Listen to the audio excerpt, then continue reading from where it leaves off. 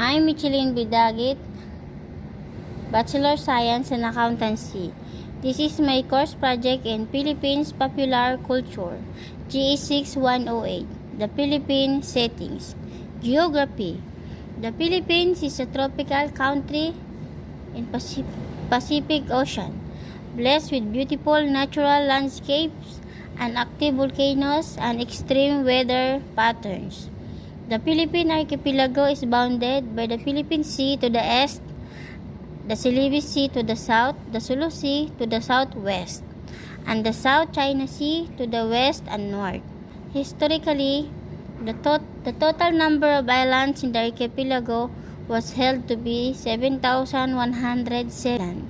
The archipelago stretches about 1,150 miles, 1,850 kilometers from north to the south, and its widest east-west extent at its southern base is some 700 miles, 1,130 kilometers. The Philippines lies between 4 degree 23 minutes and 21 degree north latitude and between 116 degree and 127 east longitude. Area. Philippines area 300,000 square kilometers. Philippines Islands. It is composed of 7,107 islands and islets. The country is divided into three main areas. Luzon is the country's largest island, northernmost island, which includes Manila, having the greatest population among the three island groups, area of 125,863 square kilometers. Visayas. Between the region of Luzon and Mindanao, there lies the small, scattered group of island, 71,503 square kilometers. And Mindanao, the second largest island in the Philippines, found at the southern end of the archipelago, 104,530 square kilometers. Neighboring countries. Nearby countries are Malaysia in the southwest, Indonesia in the south, Vietnam in the west, and Taiwan and mainland China to the north. Terrains and points. Continent, coastline area 36,289 kilometers, 22,549 miles. Borders, none. Highest point, Mount Apu. Lowest point, Galatia.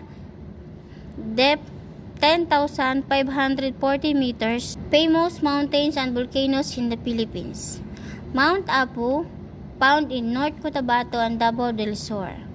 Height is 2,954 meters above sea level. Mount Pulag, found in Benguet. Height is 2,922 meters above sea level. Mount Kitanglad, found in Bukidnon. Height is 2,899 meters above sea level. Mount Mayon, found in Bicol. Height is 2,463 meters above sea level. Mount Canlaon, found in Negros Oriental. Height is 2,435 meters above sea level. Mount Ulap, found in Benguet.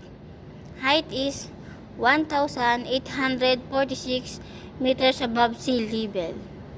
Mount Pinatubo, found in Central Luzon. Height is 1,486 meters above sea level. Important mountain range. Caraballo del Sur, the highest peak at the intersection of the boundaries of Abra, Ilocos Norte, and Cagayan. Caraballo Occidentals. It is divided into the Cordillera Norte and Cordillera Central and the region west of the Cagayan River. The Sierra Madre, it is also known as the Pacific Coast Range, which begins at Baler, Quezon, and crosses Isabela, Nueva Vizcaya, and Cagayan. Sierra Madre is the longest continuous range in the 5 longest rivers in the Philippines. Rio Grande de Cagayan, popularly known as Cagayan River, located in Nueva Vizcaya, Luzon, longest and largest river in the archipelago, 505 kilometers long, approximately 1,524 meter elevation. Rio Grande de Mindanao, second largest river system in the Philippines, length of approximately 373 kilometers. Agusan River, Mindanao, is the country's third longest river, length of 350 kilometers. Pulangi River, extensive river system in Bukidnon, length of 320 kilometers. Pampanga River, known as the Rio Grande de Pampanga, the second longest river in Luzon, length of approximately 260 kilometers. Climate. The climate of the Philippines is tropical and strongly monsoonal. Temperatures remain relatively constant from north to south during the year, and the seasons consist of period of wet and dry. Temperature. The country's average temperature can range from 25 degrees Celsius till 32 degrees Celsius, 78 to 90 degree Fahrenheit, with average annual humidity around 77%.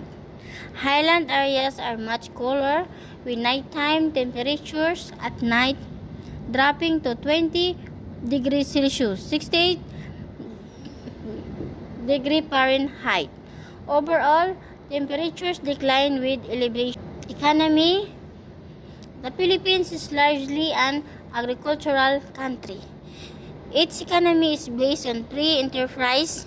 Individuals and non-governmental entities are free to participate in its development and management, sometimes with the aid of government credit. Natural resources. The Philippines is a country rich in natural resources such as minerals, agricultural land, and fishery. Minerals. The Philippines are full of many valuable minerals.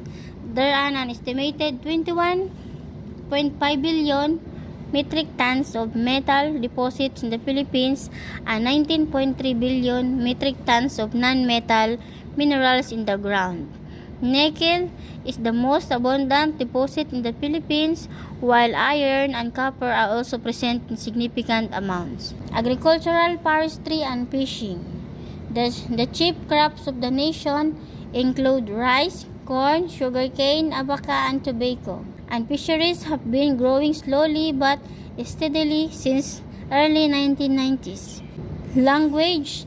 Estimate of the total number of native language and dialect spoken in the Philippines differ, but scholarly studies suggest that there are some 150.